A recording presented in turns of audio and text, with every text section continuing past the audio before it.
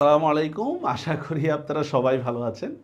আজকে আমরা বাংলায় সুবেদারি শাসনের দ্বিতীয় পার্ট নিয়ে আলোচনা করব। আমরা প্রথম পার্টে দেখেছিলাম যে ইসলাম খান আর কাসিম খান এই দুইজন ছাড়া মোটামুটি ৩৯ সাল পর্যন্ত যারাই শাসক হিসেবে ছিলেন তেমন নামের প্রতি সুবিচার করতে পারেন নাই। আজকে আমরা যাদের হিস্ট্রি নিয়ে পড়ব তারা মোটামুটি বেশ অনেক সময় নিয়ে মোগল সুবেদার হিসাবে বাংলাদেশ দায়িত্ব পালন করেন এবং ব্যাপক ভূমিকা পালন করছেন। আসেন তাদের জীবন নিয়ে। ফার্স্টে আমরা পড়বো শাহ সুজা। এই শাহ সুজা মনে রাখবেন, শাহজাহানের উত্তরাধিকার নিয়ে 4 জন সন্তানের মধ্যে বিরোধ লাগে। তো এই শাহ সুজা একজন, এ কি বাংলার মধ্যে থাকবে না আগ্রা দখল করবে না দিল্লি দখল করবে, এইটা নিয়ে তার মধ্যে ব্যাপক কি অস্থিরতা দেখা যায় আর কি। পরবর্তী খুব করুণভাবে তার মৃত্যু হয়। দেখি আমরা ১৬৩৯ সালে তিনি বাংলার সুবেদার নিযুক্ত হন। ১৬৪২ সালে তাকে উড়িষ্যা প্রদেশের দায়িত্ব পালন করা হয়। উড়িষ্যা মনে আছে, আসাম, উড়িষ্যা এই জায়গাগুলো খুব গুরুত্বপূর্ণ, কারণ ওইখানেই কি বাংলার মুঘল এবং আসামিদের মধ্যে একটা বিরোধ চলতেছিল। তিনি এই প্রদেশে দুইবার শাসন করেন। তার শাসনের দেখেন দুইটি সংক্ষিপ্ত বিরতি ছিল। একটা দেখেন প্রথম বিরতি ১৬৪৭ থেকে ৪৮, এই সময় আফগানিস্তানের বিদ্রোহীদের বিরুদ্ধে তিনি সম্রাটের সাথে ছিলেন, সম্রাটকে শাহজাহানের সাথে ছিলেন। দ্বিতীয় বিরতি এপ্রিল থেকে জুলাই পর্যন্ত তিনি কাবুলে অবস্থান করেন। তার সুবেদারের শেষ দিকে ১৬৫৮ সালে সিংহাসন দখলের প্রতিযোগিতা। সিংহাসন দখলটা কি নিয়ে হয়েছিল? উত্তরাধিকার যুদ্ধ। শাহজাহানের ছেলেদের মধ্যে উত্তরাধিকার যুদ্ধ দেখা দেয়, ওইটার কথাই বলতেছে। সিংহাসন দখলের প্রতিযোগিতায় লিপ্ত হয়ে দুবার তিনি রাজধানী দিল্লি অভিমুখে অগ্রসর হন। তিনি রাজধানী রাজমহলে স্থানান্তর করেন। তিনি কামরূপ ও আশ্রিত রাজ্য কুচবিহার দখল করেন, যা তৃতীয় একটি প্রদেশের সমতুল্য ছিল। আমরা প্রথমে পড়ছিলাম ইসলাম খান, তারপর কাসিম খান, এদের কথা বলছিলাম যে তারা কুচবিহার ও কামরূপ যে রাজ্যটা, এদের সাথে সন্ধি করে চলত। কিন্তু শাহ সুজা কোনো সন্ধি নাই, ডিরেক্টলি একবারে দখল করে চলছে। তিনি রাজ্য জয়ের জন্য বিখ্যাত ছিলেন না। যাই হোক, শাহ সুজার বড় নির্মাতা ছিলেন। ঢাকার প্রাচীন মুঘল দালানগুলো তার সময় নির্মিত। বড় কাটারা, হোসনি দালান, চুড়িহাট্টা মসজিদ, এগুলো তিনি নির্মাণ করছেন। বড় কাটারা মূলত যুবরাজের বসবাসের জন্য কি নির্মাণ করা হয়, কিন্তু তিনি থাকার জন্য রাজমহল পছন্দ করায় বড় কাটারা বণিকদের বাসের জন্য, অর্থাৎ একটা সরাইখানা বা আমরা বলতে পারি আবাসিক হোটেল হিসাবে এটা ব্যবহৃত হয়।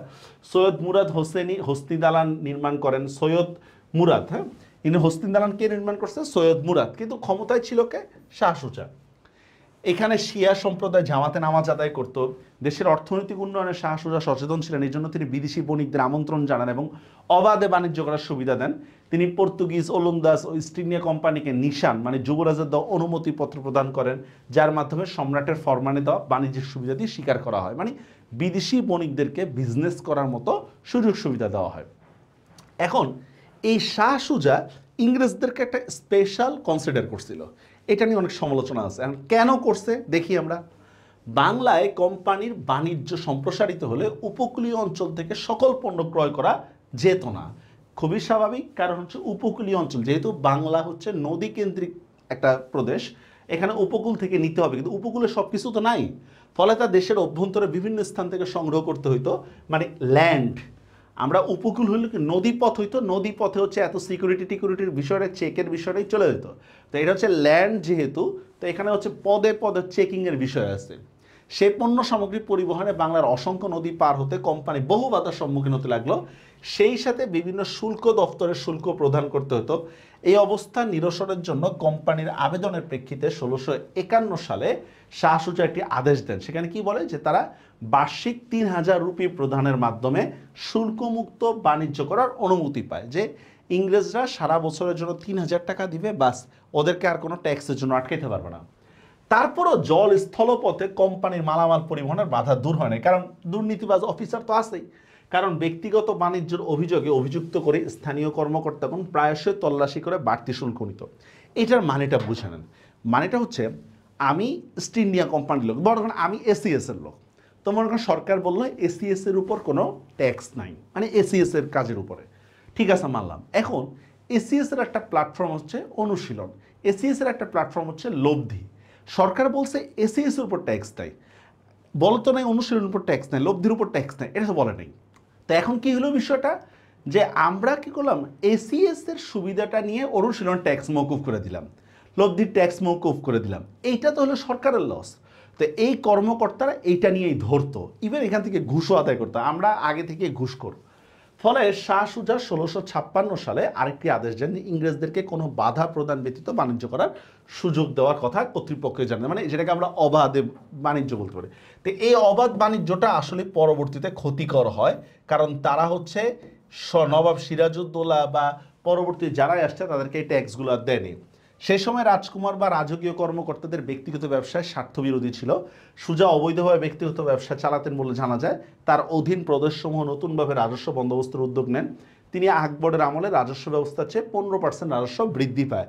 মানে এখানে নিয়মটা ছিল এরকম যে আমি যেহেতু সরকার, আমি যেহেতু যুবরাজ, আমার কোনো পার্সোনাল বিজনেস থাকতে পারবে না।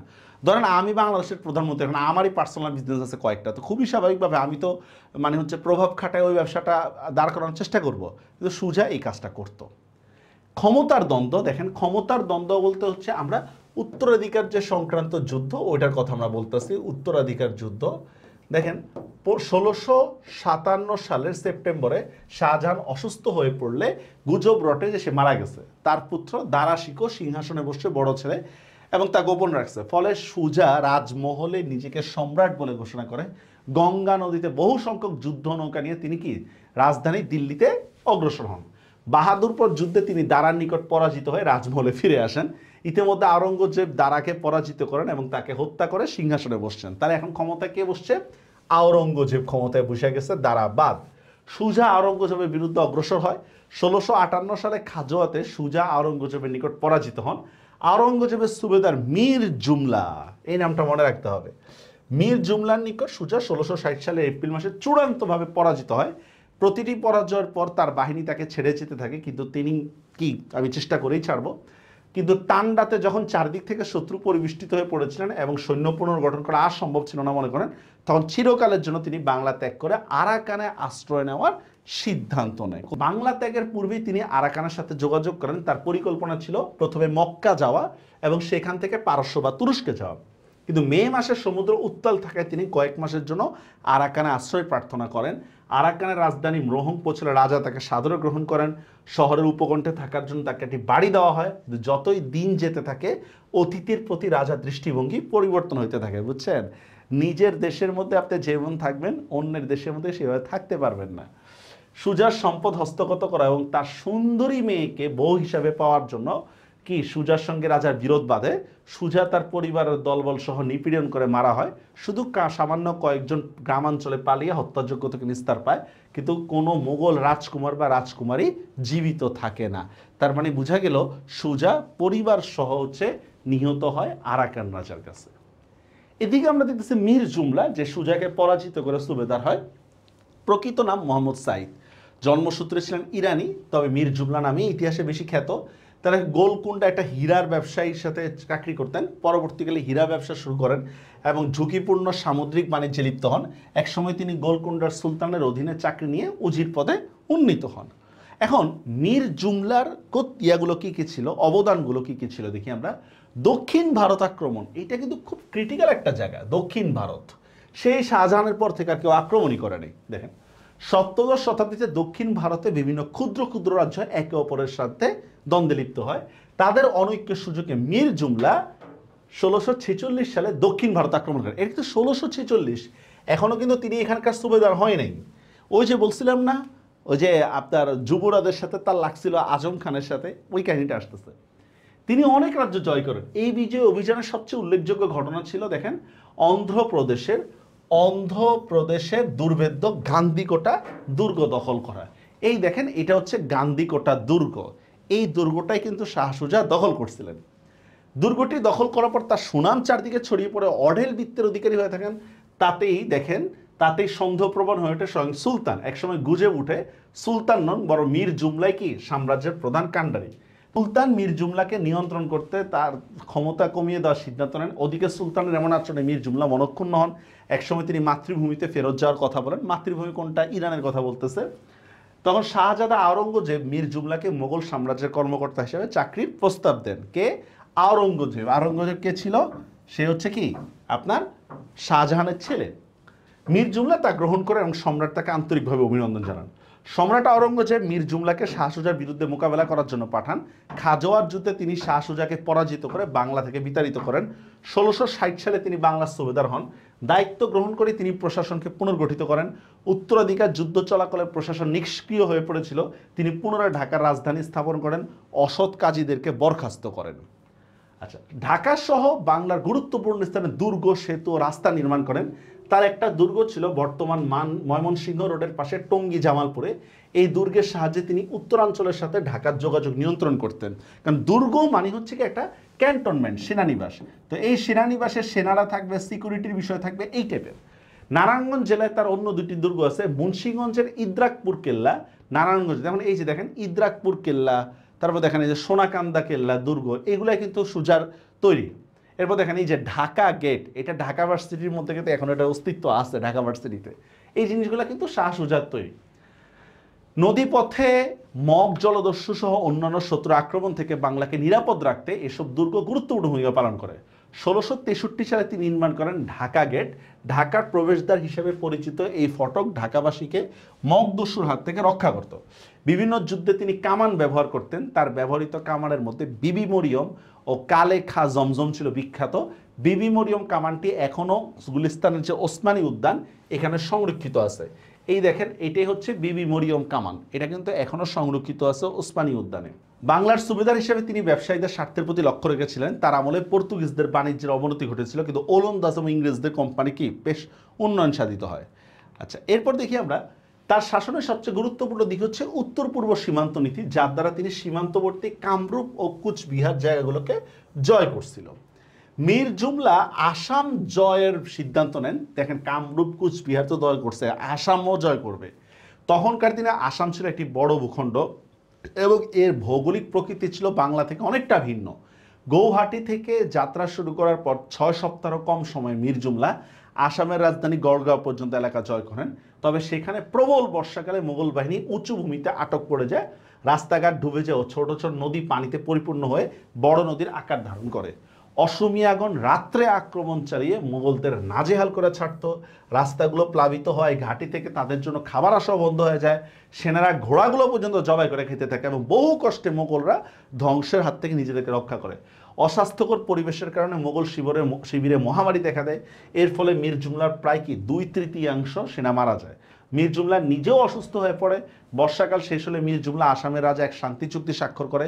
এর শর্তাবলী মুঘলদের তুলনা অনুকূল হলেও মীর জুমলার প্রত্যাবর্তনের সাথে সাথে কি আসাম ভূখণ্ড হাতছাড়া হয়ে যায়। যেহেতু তুমি হারছো, এই যে বর্ষার কথা বলতেছে না, একটা রাষ্ট্র অনেকভাবে নিজেকে সেভ করতে পারে। একটা হচ্ছে তার মানে হচ্ছে ভৌগোলিক গঠন। ধরেন আপনি আফগানিস্তানের কথা বলি বা মঙ্গোলিয়ার কথা বলি, চারিদিকে পাহাড়, এটা দখল করা সহজ বিষয় না।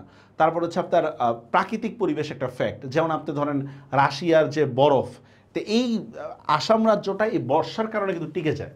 ফিরে আসার পরে খিজিরপুরে মীর জুমলার মৃত্যু হয় কত সালে? 1663 সালে।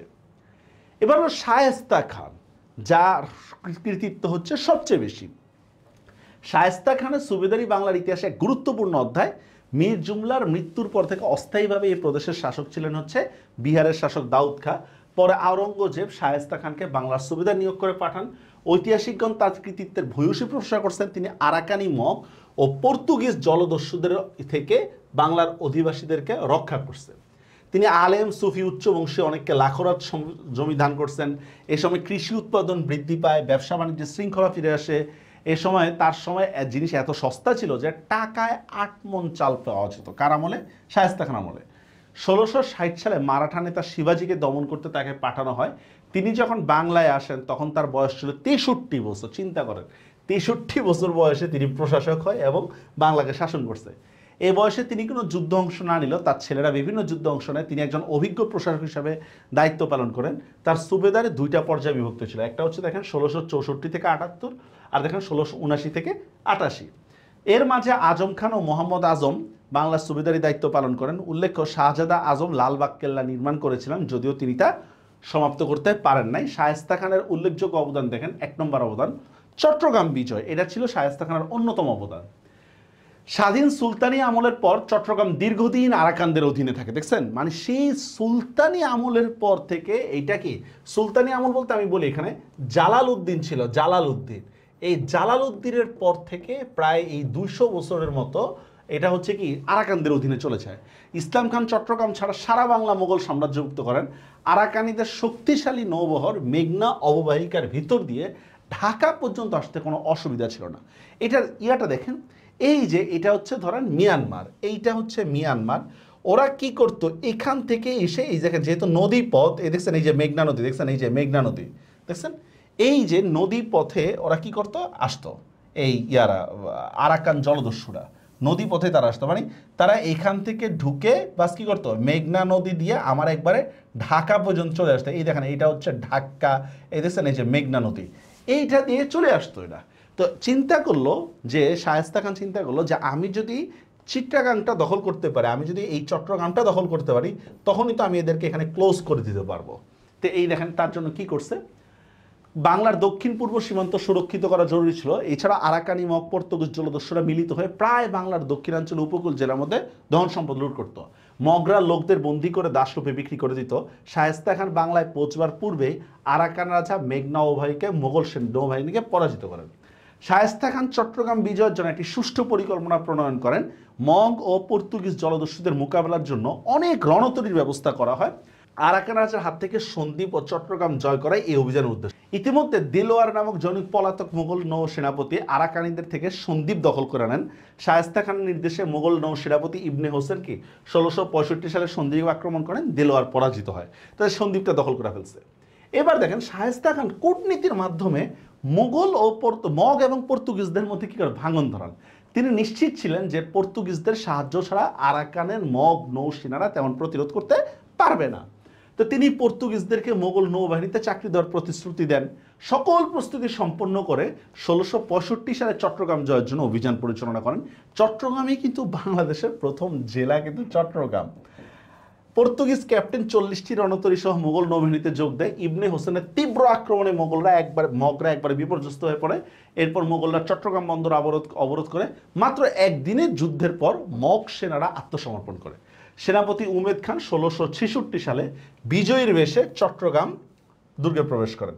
এখানে অনেক বাঙালি বন্দী ছিল, তাদেরকে মুক্তি দেওয়া হয়। সম্রাটের নির্দেশে চট্টগ্রামের নাম করা হয়েছে ইসলামাবাদ, সম্রাটের নির্দেশে। কেন ইসলামাবাদ নাম করছে সেটা উনিই জানে, তবে এরকম হইতে পারে যে ইসলাম খান যেহেতু সারা বাংলা জয় করছে, তার নাম অনুসারে হয়তো ইসলামাবাদ করছে। কোচবিহার ও সীমান্ত সম্পর্কিত ব্যবস্থা। মীর জুমলা কোচবিহার মোগল সাম্রাজ্যভুক্ত করলেও পরে তা মোগলদের হাতছাড়া হয়ে যায়। কোচবিহারের আদিবাসী প্রজারা মোগলদের প্রবর্তিত রাজস্ব ব্যবস্থার প্রতি বিদ্রোহ করলে পার্বত্য অঞ্চলে কি রানা প্রাণ এটা কোচবিহার দখল করেন। শায়েস্তা খানের অভিযানের কথা শুনে প্রাণ নারায়ণ ক্ষমা প্রার্থনা করেন এবং 5.5 লাখ টাকা ক্ষতিপূরণ প্রদান করতে রাজি হন। প্রাণ নারায়ণের ছেড়ে মধুনারায়ণ পরবর্তী কর দিতে অস্বীকার করায় 1675 সালে এবাদত খানের নেতৃত্বে কোচবিহার অভিযান পরিচালনা করা হয়। যুদ্ধে মধুনারায়ণ পরাজিত হয়। কোচবিহার পুনরায় মোগল সাম্রাজ্যভুক্ত হয় এবং ইবাদত খানের ফৌজদার নিযুক্ত হন। শায়েস্তা খান পার্শ্ববর্তী পার্বত্য রাজ্যগুলোর উপর হামলা থেকে বাংলাকে রক্ষার ব্যবস্থা নেন। 1676 সালে তিনি কোচবিহারের পশ্চিমে বিহারের পূর্ণিয়া জেলা সংলগ্ন পার্বত্য মুরং রাজ্যে অভিযান পরিচালনা করেন। মোগলরা কোচবিহার আক্রমণ করলে সেখানকার পলাতক সেনারা মুরং রাজ্যে আশ্রয় নিত। তো মানে মোগলদের বিদ্রোহীদেরকে আশ্রয় দিত কারা, এই মুরং রাজা। এই জন্য মুরং রাজার বিরুদ্ধে ব্যবস্থা করছে। 1682 সালে তিনি সিলেটের জয়ন্তী রাজ্য দখল করেন। ইংরেজ বণিকদের সাথে সম্পর্কে এবার শায়েস্তা খান ভার্সেস ইংরেজ লাগছে। ইস্ট ইন্ডিয়া কোম্পানি ভারতবর্ষে বাণিজ্যিক কার্যক্রম শুরু করলেও বাংলায় বাণিজ্য সম্প্রসারণে বিলম্ব ঘটে। 1633 সালে উড়িষ্যার বালেশ্বর ও হরিহরপুরে প্রথম বাণিজ্য কুঠি স্থাপন করেন। বাংলায় তখনও তাদের ব্যবসা সীমিত পরিসর ছিল। বাংলায় ইংরেজ কোম্পানি বাণিজ্য অভাবনীয় উন্নতি ঘটে 1650 সালের পর, যখন সুবেদার শাহ সুজা মাত্র 3000 টাকার বিনিময়ে কি করছে, বাণিজ্য করার অনুমতি দিচ্ছে। অবাধ বাণিজ্যের সুযোগ লাভ করে কোম্পানি তাদের ব্যবসা দ্রুত সম্প্রসারণ করতে থাকে। 1651 সালে হুগলিতে, 58 সালে কাশিম বাজারে, পরবর্তী রাজমহল, বিভিন্ন জায়গায় কোম্পানি হচ্ছে কি বাণিজ্য ছড়ায় দেয়। এখন 1659 সালে যেখানে তাদের ব্যবসার মূলধন ছিল মাত্র 10,000 পাউন্ড, কিন্তু 1681 সালে তাদের মূলধন হয়ে যায় 2,30,000 পাউন্ড, অথচ তারা ট্যাক্স দিত মাত্র 3,000 টাকায়। চিন্তা করেন, মানে 20 বছর আগেও যে ট্যাক্স দিত, 20 বছর পরেও সেম ট্যাক্স দিতেছে, অথচ তাদের ব্যবসা বাড়ছে 20 গুণেরও বেশি। এরকম এর ফলে মোগলদের ব্যাপক ক্ষতি হয়। এছাড়া অন্যান্য বিদেশি বণিকরা কি অসম করের কারণে ক্ষতিগ্রস্ত হতে থাকে, কারণ সুজা একজন সুবিধার হিসেবে ইংরেজদেরকে সুবিধা দিয়েছিল, সম্রাট শাহজাহান কিন্তু এমন কোনো সুবিধা দেয়নি। কারণ এইটা কেন বলতেছি, সম্রাট যেটা বলবে সেটা তো মানতেই হবে। সুবেদারের আদেশটা সুবেদার মারা যাওয়ার পরেই শেষ। ধরেন আপনি এখন হাসিনা নাই, হাসিনা চলে গেছে, হাসিনার আইন শেষ, ঠিক আছে? তা ওইটা তো হচ্ছে সুবেদার তো সম্রাটের অধীনে ছিল, এটা তো সম্রাটের আদেশ ছিল না। যাই হোক, ইংরেজদের সাথে লাগালাগি। সম্রাট আওরঙ্গজেব সকল ব্যবসায়ের জন্য একই হারে শুল্ক নির্ধারণের প্রয়োজনীয়তা উপলব্ধি করেন। এছাড়াও আওরঙ্গজেব ওই সময় দক্ষিণ ভারতে অভিযানে ছিল, তার টাকারও দরকার ছিল। তো দেখেন, একই হারে শুল্ক নির্ধারণের প্রয়োজনীয়তা করছে। তিনি ইংরেজ বণিকদের বিশেষ বাণিজ্য সুবিধা রহিত করেন। এবং তো দেখেন, বিশেষ বাণিজ্য, এখন এটা কে রহিত করছে? সম্রাট রহিত করছে। এটা কিন্তু সুবেদারের কথা না, সম্রাটের কথা, মানতেই হবে। সকল ব্যবসায়ীর জন্য কি মানে 3.3% ট্যাক্স ধরেন, এতে ইংরেজরা অসন্তুষ্ট হয়। তারা শুল্ক ফাঁকি দেওয়ার চেষ্টা করে, তারা শুল্ক কর্মচারীদের হাত করার চেষ্টা করে। অনেক শুল্ক কর্মচারী ইংরেজদের সাথে দুর্ব্যবহার করে। শুল্ক আদায় কর্মচারীদের সাথে ইংরেজদের সাথে মনোমালিন্য বাড়তে থাকে। ফলে অবস্থা এমন হয় যে ইংরেজরা নিজেদের স্বার্থ সংরক্ষণের জন্য সামরিক প্রস্তুতি গ্রহণ করতে থাকে। 1686 সালে ইংল্যান্ড থেকে সৈন্য ভর্তি করে ভারতে পৌঁছে এবং সেখানে হুগলিতে পাঠানো হয়। শায়েস্তা খান এই সংবাদ পেয়ে স্থানীয় ফৌজদার হুগলি সেনা সমাবেশ করা দিয়ে দেয়। 1686 সালে উভয়ের মধ্যে যুদ্ধ হয়। হুগলির 3 ইংরেজ সেনা আক্রান্ত হয়। এই যুদ্ধের শুরু, ঠিক আছে?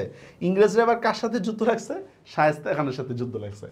মোগল ফৌজদার আব্দুল গনি শহর রক্ষায় সক্ষম হলো। ইংরেজরা শহরের অধিকাংশ স্থান পুড়িয়ে দেয়। ইংরেজ সেনাবাহিনী আত্মরক্ষার্থে সুলতানটিতে আশ্রয় নেয়। এখানকার ইংরেজ এজেন্ট জব চার্নক, এই জব চার্নক হচ্ছে কি কলকাতা প্রতিষ্ঠা করছিল। জব চার্নক সুবেদার শায়েস্তা খানের সাথে আপোষের চেষ্টা করে, কোনো প্রকার সমঝোতা না হয় ইংরেজরা সুলতানটি হচ্ছে ত্যাগ করতে হিজলি দুর্গ দখল করে। শায়েস্তা খানের সেনাপতি আব্দুস সামাদের নেতৃত্বে 12,000 সেনা পাঠান। মুঘল বাহিনীর আক্রমণে টিকতে না পেরে ইংরেজরা মাদ্রাজ থেকে চলে যায়। এভাবে শায়েস্তা খান ইংরেজদের ঔদ্ধত্যের শাস্তি দেন। কিন্তু দেশের অর্থনৈতিক উন্নয়নে বৈদেশিক মুদ্রার গুরুত্ব উপলব্ধি করে 1687 সালে ইংরেজদেরকে আবার বাংলায় আসার অনুমতি দেন। সেম এরপরে কিন্তু কলকাতা নগরীর স্থাপন হয়। তার মানে দেখেন, ইংরেজরা যে আমাদের কাছে মাইর খায়নি এমন না, ব্যাপক মাইর খাইছিল ইংরেজরা। এই সময় ভারতের পশ্চিম উপকূলে মুঘলদের সাথে ইংরেজদের যুদ্ধ হয়। ফলে শায়েস্তা খান তার অনুমতি প্রত্যাহার করেন এবং জব চার্নক সুলতানটি ত্যাগ করেন। ইংরেজ নৌবাহিনী বালেশ্বর দখল করে, তারা চট্টগ্রাম বন্দর দখলের চেষ্টা করে। ইতিমধ্যে শায়েস্তা খান বদলি হয়ে আগ্রায় চলে যান। তিনি আনকুরা পদ্ধতি রহিত করেন। আনকুরা পদ্ধতি কি? যে কোনো ব্যক্তি যদি সন্তানহীন অবস্থায় মারা যায় তবে সেই এলাকার জমিদার সকল সম্পত্তি জোর করে দখল করত। এই ঘৃণিত প্রথাটাকে বলা হয় আনকুরা পদ্ধতি। মানে আমার সন্তান নাই, এই জমিটা সরকার নিয়ে নিবে না, এইটা করা যাবে না। সন্তান না থাকলে অন্য যারা উত্তরাধিকার আছে তারা নিবে। এরূপ ঘৃণীতিকে বলে আনকুরা বলা হয়। এছাড়াও তিনি ক্ষমতা প্রয়োগ ফি প্রথা বাতিল করেন। ক্ষমতা প্রয়োগ কি? দেখেন, কোনো ব্যক্তি তার পাওনা টাকা আদায়ে সরকারের সহযোগিতা চাইলে উদ্ধারকৃত টাকার 1/4 হচ্ছে রাষ্ট্রকে দিতে হতো। জনস্বার্থে তিনি এই প্রথা নিষিদ্ধ করেন। তার শাসনকাল বাংলার স্থাপত্য শিল্পের জন্য বিশেষ উল্লেখযোগ্য। স্থাপত্য শিল্পের বিকাশের জন্য তিনি বাংলার মুঘলদের স্বর্ণযুগ বলা হয়। তার আমলে নির্মিত স্থাপত্য কর্মের মধ্যে ছোট কাটারা, লালবাগ কেল্লা, পরিবিবির সমাধি ইত্যাদি। মোট কথা হচ্ছে কি, অন্য সুবেদারদের এত স্মৃতি নাই যতটা স্মৃতি হচ্ছে কি শায়েস্তা খানের আছে। এই হচ্ছে সুবেদারি শাসন সম্পর্কে শেষ কথা। ইনশাল্লাহ আমরা নেক্সট ক্লাসে হচ্ছে নবাবী শাসন নিয়ে আলোচনা করব। জানি না কতটুকু নতুন ইতিহাস জেনেছেন, যদি জেনে থাকেন তাহলে অবশ্যই জানাবেন। আর ভিডিওগুলা হচ্ছে ইতিহাস জানার জন্য অনেক গুরুত্বপূর্ণ। সবাই ভালো থাকবেন। আল্লাহ হাফিজ।